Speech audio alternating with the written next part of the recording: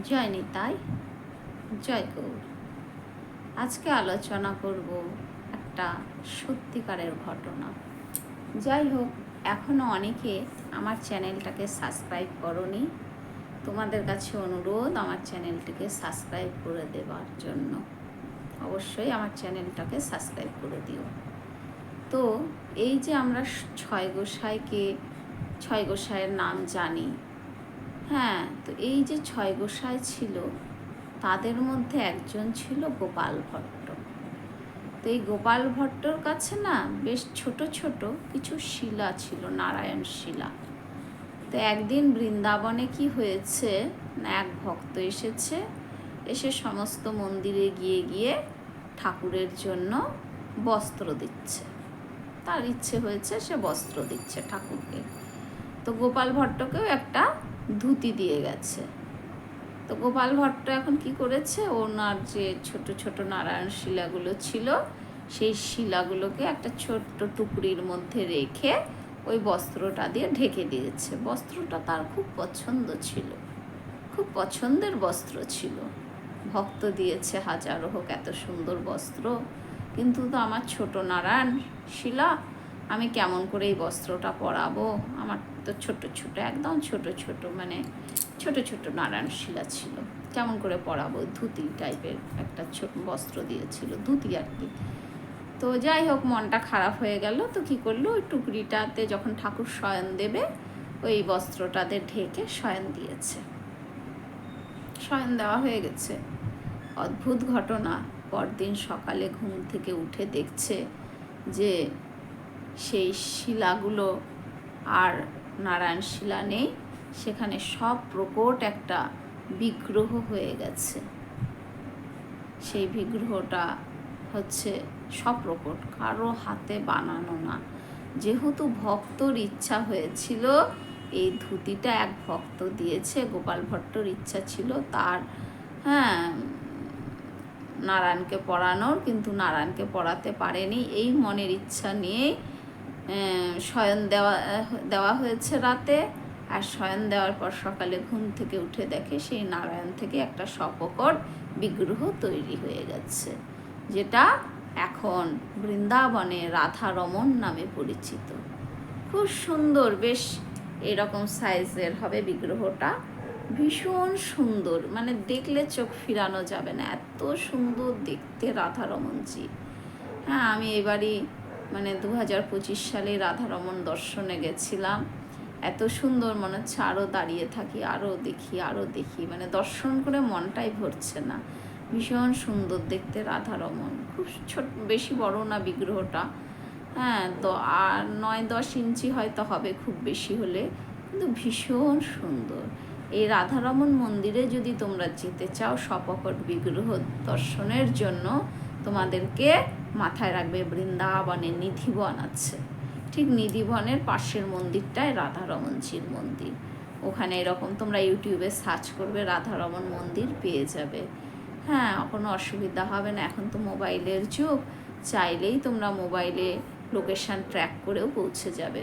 একদম নিধিবনের সঙ্গেই লাগানো রয়েছে। আর ওই মন্দিরের বিশেষ একটা নিয়ম আছে, লাইট জ্বলে, যে কখন বন্ধ হবে, কখন মন্দির খোলা থাকে, এরকম টুনি বাল্বগুলো হয় না, সেগুলো জ্বলে। ওপরে একদম সবুজ রং, লাল রং এরকম জ্বলে।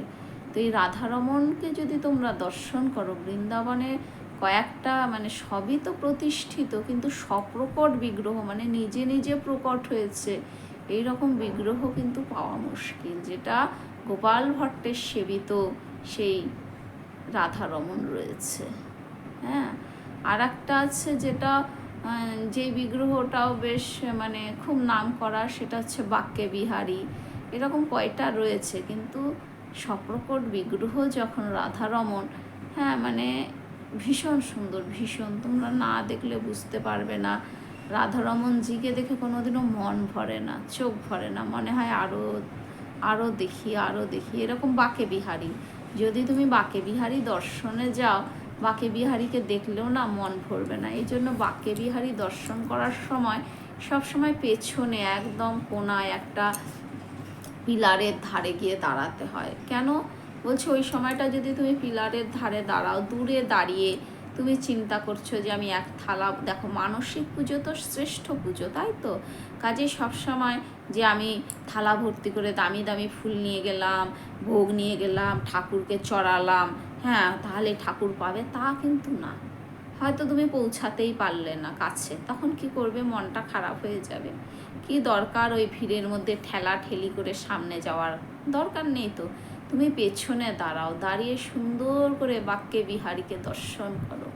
দর্শন করার পর মনে মনে চিন্তা করো, তাকে আমি খুব সুন্দর করে শৃঙ্গার করাচ্ছি, কপালে চন্দনের ফোঁটা লাগিয়ে দিয়েছি, খুব সুন্দর একটা ফুলের মালা বা তুলসীর মালা তাকে অর্পণ করেছি, পরিয়ে দিয়েছি, খুব সুন্দর করে ড্রেস পরিয়েছি, মানে খুব সুন্দর একটা ড্রেস পরিয়েছি। চিন্তা করে এবার তুমি সেখানে দাঁড়িয়েই মনে মনে তুমি আরতির থালা নিয়ে তার আরতি করো এবং তাকে মন ভরে দর্শন করো।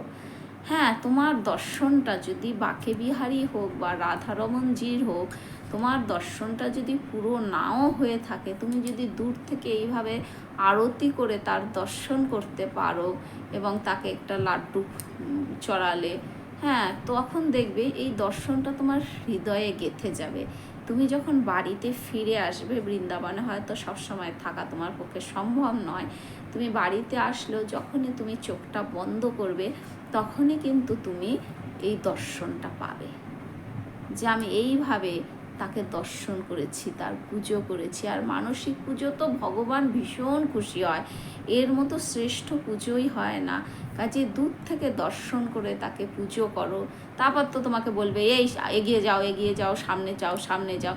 তো দূর থেকে তুমি যখন দর্শন করতে করতে সামনেটা পর্যন্ত আসবে, তো তোমার দর্শনটা কতটা টাইম হবে। আর তুমি যদি ভেতরে ঢুকেই, সে 1 নম্বর গেট হোক, 3 নম্বর গেট হোক, ভিতরে ঢোকার পরে সঙ্গে সঙ্গে যদি তুমি সামনে যাও, দর্শন হয়ে গেল তোমার সামনে থেকে। কিন্তু এইভাবে শান্তি করে পুজো দিয়ে দর্শনটা হয়তো তোমার হবে না, বেরিয়ে যেতে হবে তো সামনে গেলে। আর পেছনে গেলে কি হবে? তোমার দর্শন হবে, পুজো হবে এবং তুমি যত সামনে আসবে তত সুন্দরভাবে তোমার দর্শন হবে বাক্যে বিহারী। আর রাধারমণজির তো কোনো কথাই নেই, উনি তো খুব সুন্দর। তুমি যেখানেই দাঁড়াও সেখান থেকেই তুমি রাধারমণকে দেখতে পাবে, সামনে দাঁড়ালে আরও ভালো দর্শন হবে। উনি ছোট বিগ্রহ, অত বড় বিগ্রহ না, কিন্তু খুব সুন্দর বিগ্রহ, মন ভরে যায়, এতই সুন্দর। তো এরপরে কখনো বৃন্দাবন গেলে আমার কথাটা অবশ্যই মনে রাখবে, রাধারমণজির দর্শনে কিন্তু অবশ্যই যাবে। আর বাক্যে বিহারী, এই দুজনকে কিন্তু দর্শন না করে আসবে না, ঠিক আছে?